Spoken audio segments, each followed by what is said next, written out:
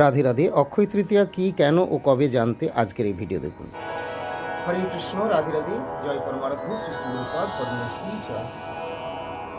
আজকের আলোচনার প্রারম্ভে সর্বাগ্রে আমি আমার নিত্য জীবনদাতা পরমারাধ্য শ্রী শ্রী গুরুপাদ পদ্ম অসংখ্য প্রণতি নিবেদন করে শ্রী গুরুপাদ পদ্মের হৃদয়ের ধন প্রাণ সর্বস্ব শ্রীমান মহাপ্রভু শ্রী শ্রী রাধা গোবিন্দ বনমালীজি শ্রীপাদ পদ্মে প্রণতি জ্ঞাপন করে সকল সাধু সন্ত গুরু বৈষ্ণব শ্রীচরণে প্রণতি নিবেদন করে আপনাদের সকলকেই আমি আমার আন্তরিক প্রীতি শুভেচ্ছা এবং পূজ্য পাদ পদ্মে সশ্রদ্ধ প্রণতি জ্ঞাপন করি এবং সকলের শুভেচ্ছা শুভাশীর্বাদ প্রার্থী হয়ে আজকের আলোচনায় অংশগ্রহণ করছি। আজকে আমরা আলোচনা করব অক্ষয় তৃতীয়া সম্বন্ধে।